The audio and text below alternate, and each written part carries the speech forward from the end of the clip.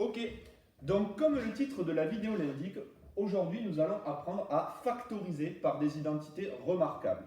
Vous savez déjà développer par des identités remarquables, vous vous rappelez, avec, je les ai mises au tableau, celle de type 1, celle de type 2, celle de type 3. Je vous rappelle que type 1, type 2, type 3, c'est des trucs à moi pour que vous compreniez bien.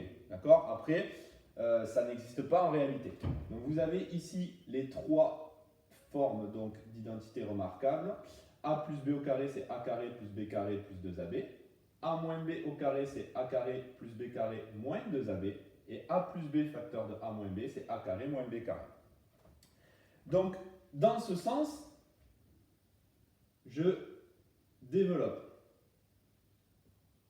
On rappelle que factoriser, c'est l'inverse de développer. Donc, dans ce sens, je vais pouvoir factoriser. Alors, on rappelle que développer, c'est transformer des produits en sommes, alors que factoriser, ben, ça va être l'inverse, ça va être transformer des sommes ou des différences en produits. Alors, bien sûr, on verra un petit peu à la fin mais à quoi ça va pouvoir servir tout ça, notamment l'an prochain. Alors, on va commencer par des factorisations de niveau 1, mais qui sont vraiment du niveau 3e. Alors, par exemple, si j'ai grand A égale 49 moins 25 y au carré, si j'ai grand B égale 9y au carré plus 60y plus 100, et si j'ai grand C égale 16y au carré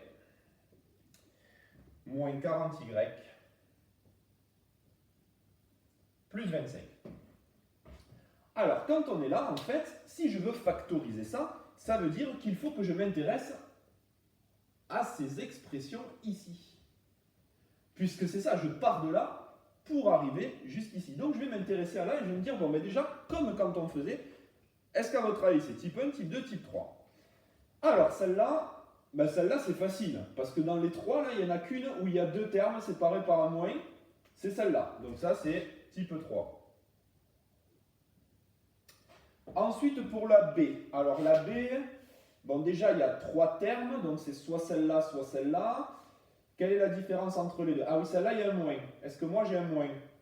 Non. J'ai trois termes séparés avec des plus. Donc, c'est le type 1. Et enfin, pour le C, alors le C, j'ai trois termes. Ah, mais j'ai un moins ici. Ah, donc c'est le type 2. Une fois que j'ai identifié les types, alors je vais vous expliquer ce qu'il faut faire. En fait, nous, le but, ça va être de repérer le A et le B.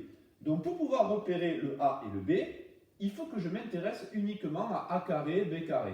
A carré, B carré, A carré, B carré. Les autres en les laissant de côté.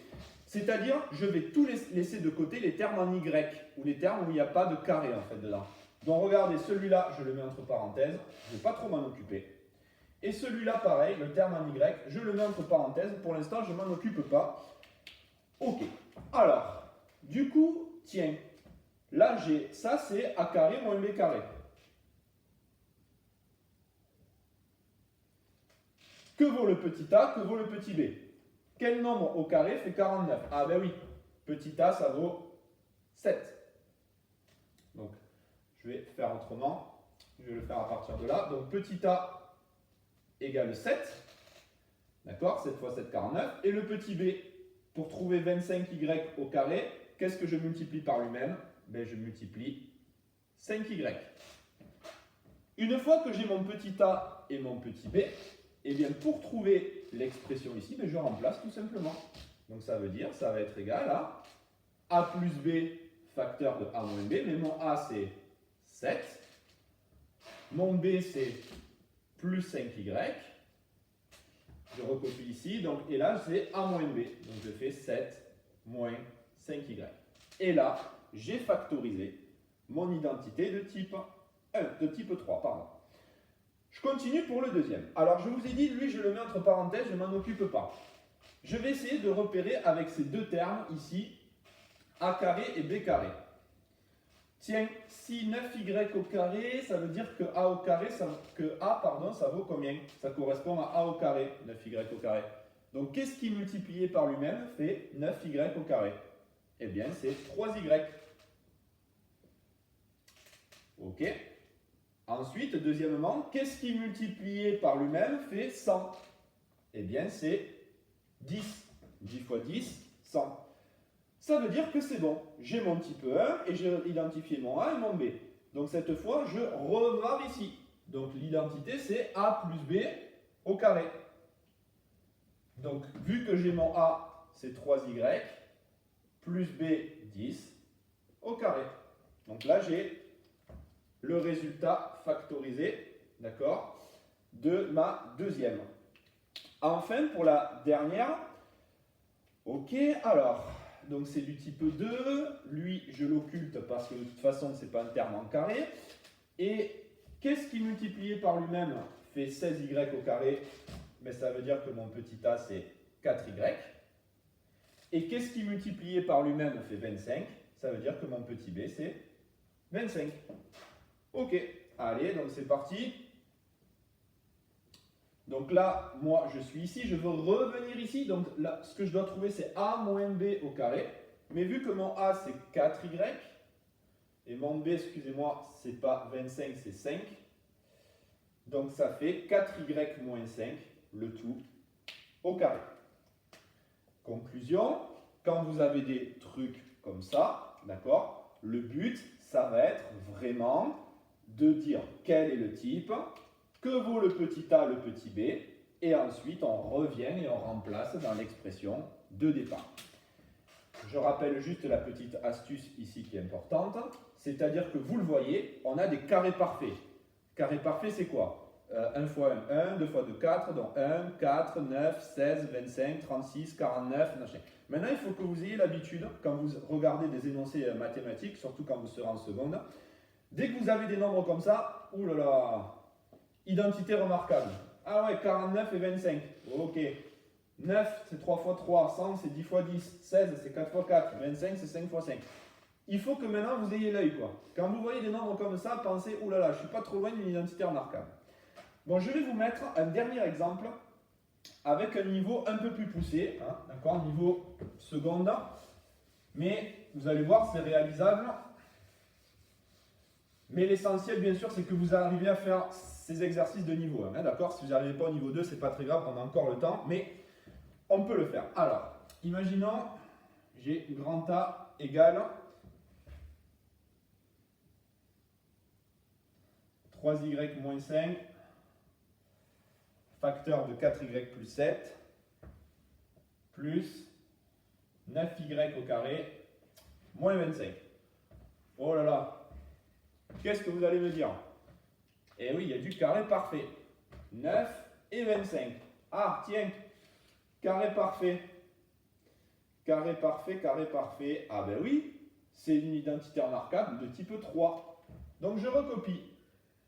3y moins 5, facteur de 4y plus 7.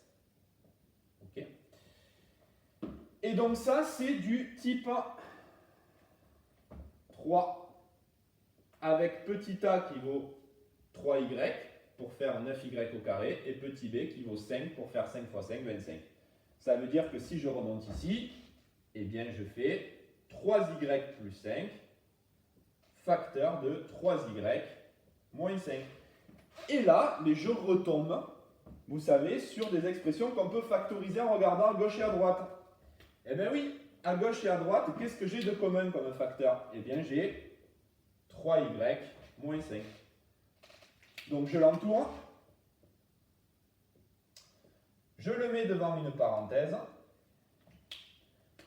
et je vais recopier ce qui reste. Alors, qu'est-ce qui me reste à gauche? À gauche, il me reste 4y plus 7.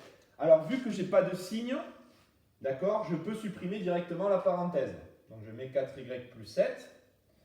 Et là, j'ai un plus 3y plus 5. Donc, normalement, je devrais mettre la parenthèse. Mais vous savez que quand il y a un plus, eh bien, je peux l'enlever. Donc, c'est plus 3y plus 5. Et je peux terminer en réduisant mon expression. Donc là, devant, j'ai 3y moins 5. Et dans ma parenthèse, 4y plus 3y, ça fait 7y. Et 7 plus 5, pardon, ça fait 12. Voilà, donc là, c'est niveau un petit peu plus compliqué, même si encore on aurait pu un peu plus compliqué en mettant des moins. Mais bon, déjà, si vous arrivez à faire ça, on sera pas mal. Alors, je vais vous afficher au tableau des exercices. Le but, ce sera de les faire en priorité niveau 1. D'accord? Ça, c'est vraiment très important parce que c'est vraiment ceux du niveau 3e. Alors, hop.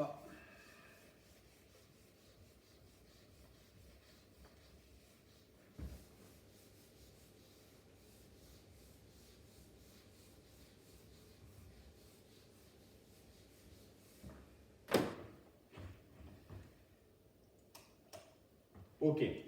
Donc, voici les exercices qu'il faut faire pour la prochaine fois. Donc,